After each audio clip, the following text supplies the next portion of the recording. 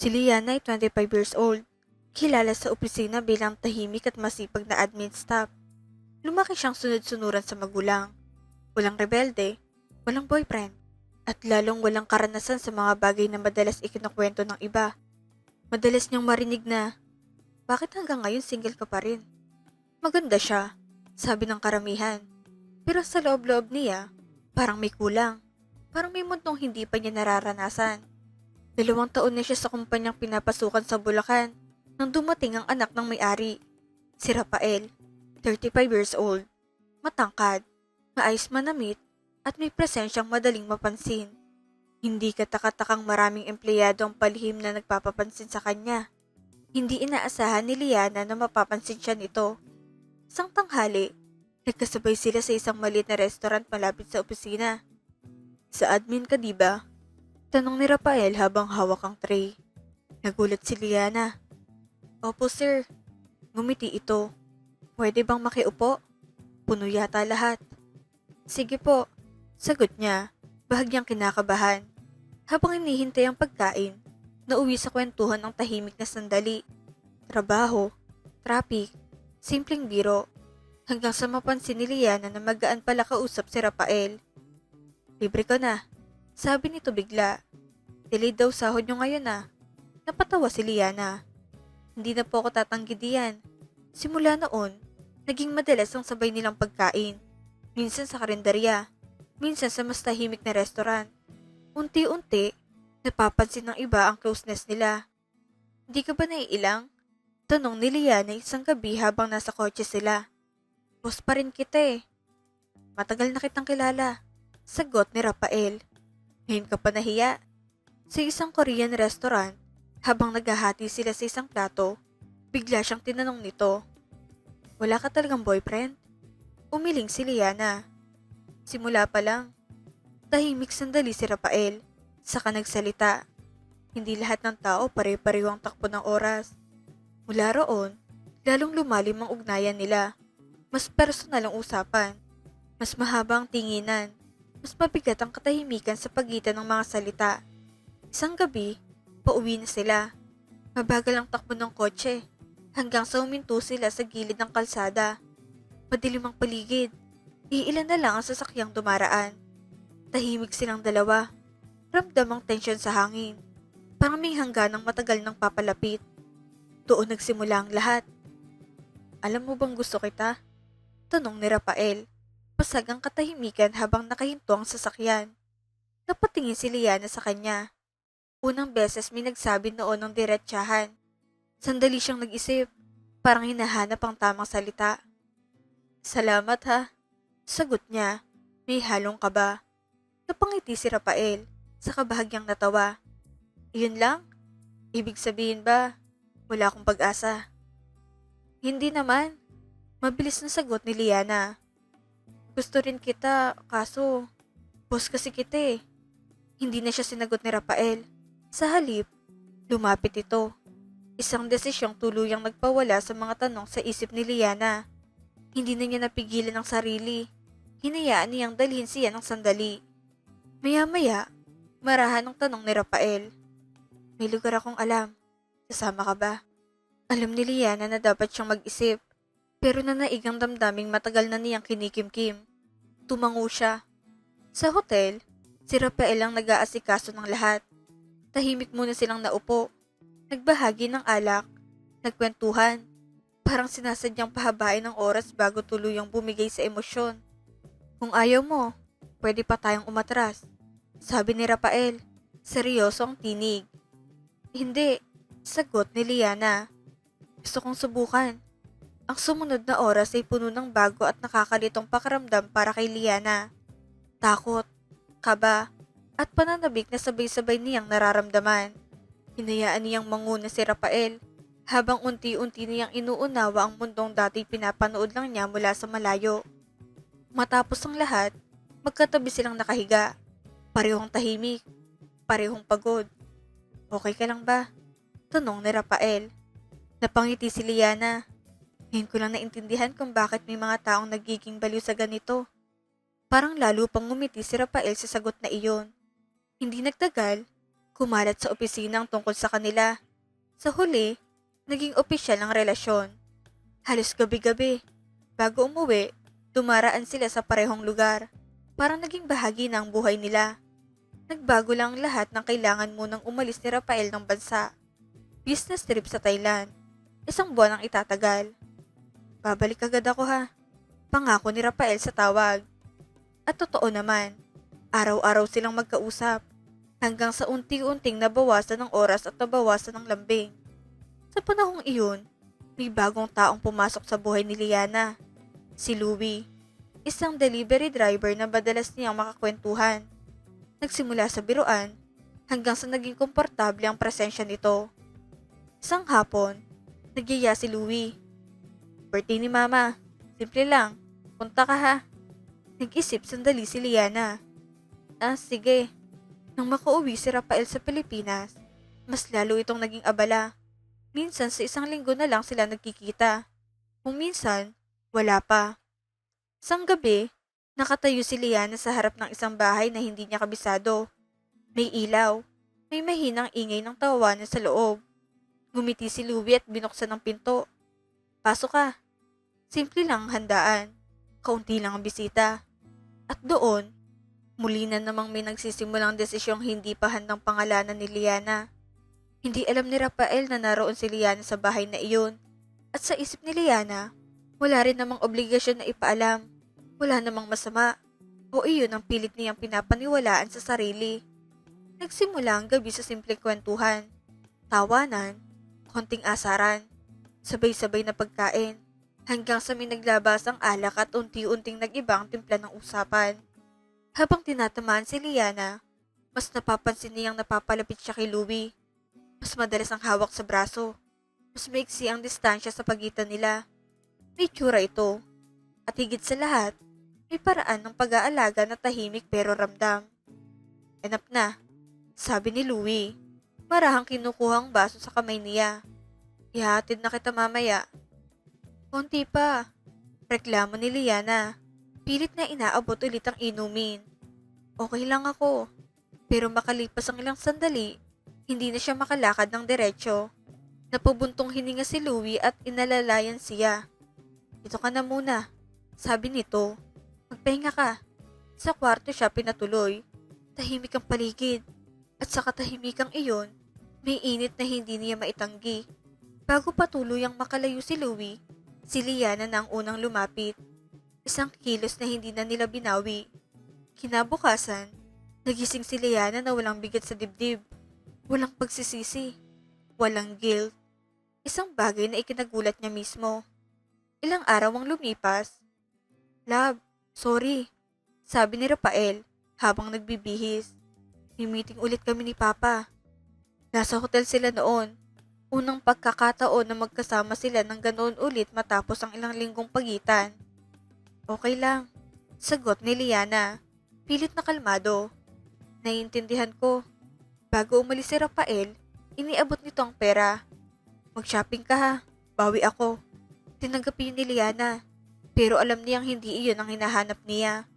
Mula noong kaarawan ng nanay ni Louie, madalas na siyang bumalik sa bahay nila. Doon sila nagkikita. Doon rin may mga bagay na nangyayari sa pagitan nila. Alam ni Louie na may boyfriend siya. At alam din nito kung saan nanggagaling ang mga binibigay ni Liana. Walang tanong, walang paliwanag. Unti-unti, napansin ni Liana na mas hinahanap niya si Louie kaysa kay Rafael. Malito, minsan niyang naisip. Pero bakit parang dito ako mas totoo? Isang umaga, mula sa kusina, Liana, kumain ka muna. May hinaong aya ng nanay ni Louie. Hindi ka pwedeng puro kape. Noong una, maayos ang pakikitungo nito sa kanya. Maalaga. Parang tanggap na tanggap siya sa bahay. Dumating ang araw ng anniversary nila ni Rafael. Akala ni Liana ay katulad ng dati. Busy, kanselado, palugit. Pero nagulat siya nung dalhin siya dito sa isang restaurant na sila lang ang tao. Sorry, sabi ni Rafael. Hawak ang kamay niya. Ito lang ang nahihanda ko. Dinner at flowers. Tinitigan ni Liana ang malaking bouquet. Ngumiti siya, pero may kung anong kulang. Next time, Sabi niya, mag-travel tayo Korea o kahit saan. Basta matapos lang problema sa business. Masarap ang pagkain. Perpekto ang setup. Pero ibang laman ng isip ni Liana.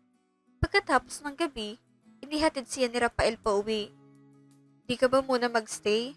Tanong niya, bahagyang umaasa. Umiling si Rafael. May flight ako bukas pa Cebu. Maaga kailangan ko magpahinga. Tumango si Liana habang bumababa ng sasakyan. At sa pagsara ng pinto, mas naging malinaw sa kanya kung gaano kahirap ibalik ang mga bagay sa dati.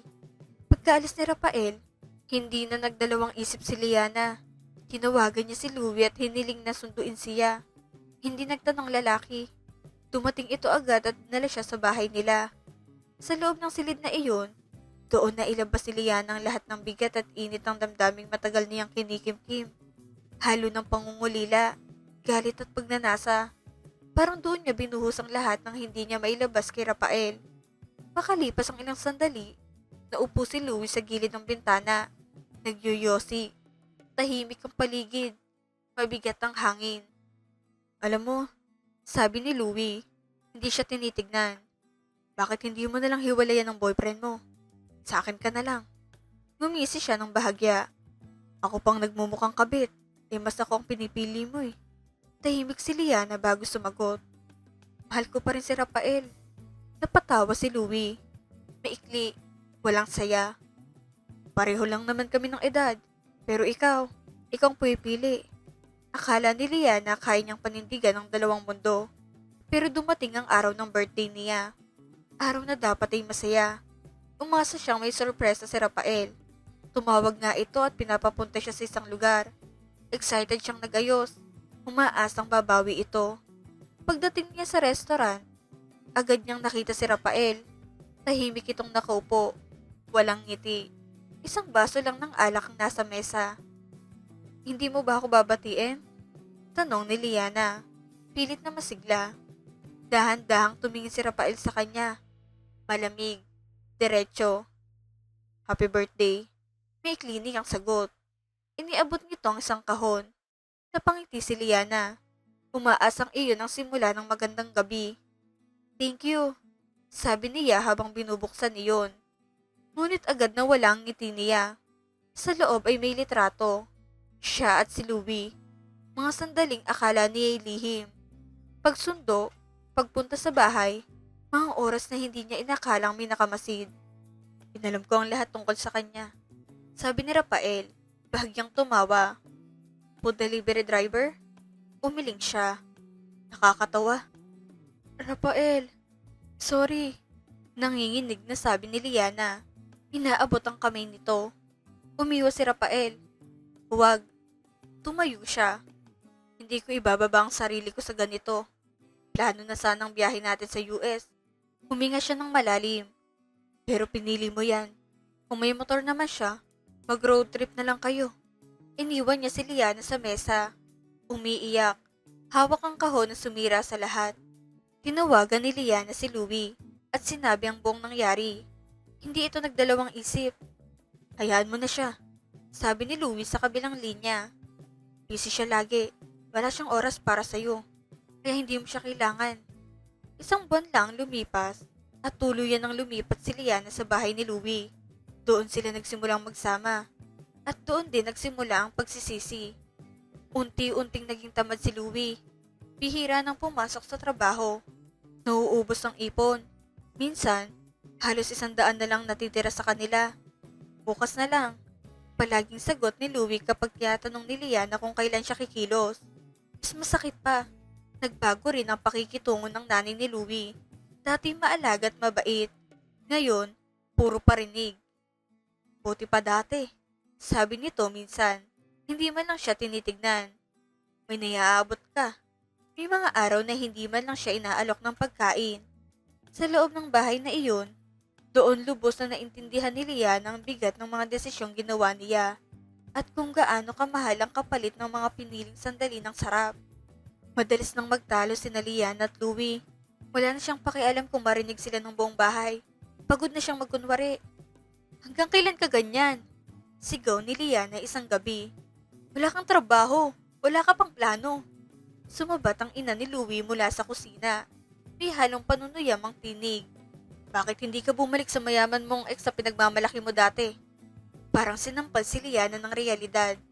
Sa bawat gabing umiiyak siya, iisang nasa isip niya, si Rafael.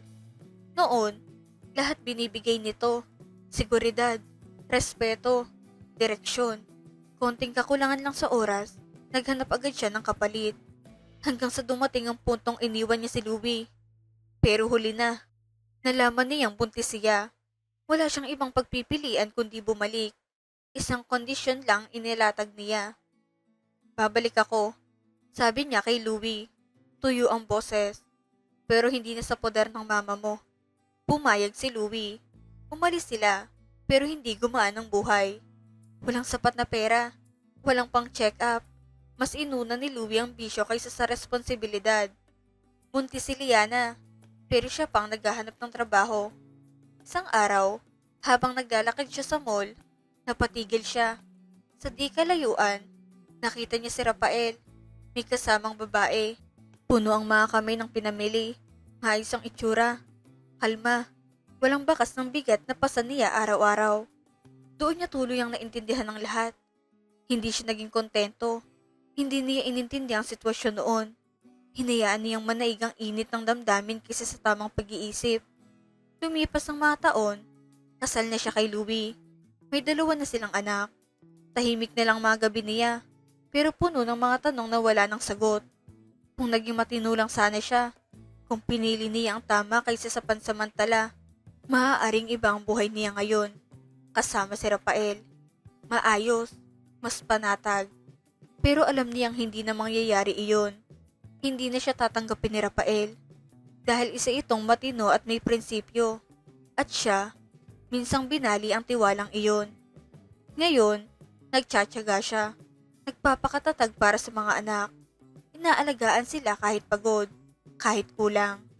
Madalas niyang sabihin sa kanila habang sabay-sabay silang kumakain, pag-isipan ninyo mabuti ang mga desisyon ninyo sa buhay. Isang maling hakbang lang, pwedeng buong kinabukasan ng kapalit. At sa katahimikan ng gabi, tinatanggap ni Liana ang katotohanan. Hindi lahat ng pagsisisi ay may ikalawang pagkakataon. Hanggang dito na lang po, ang nagkamali, Liana.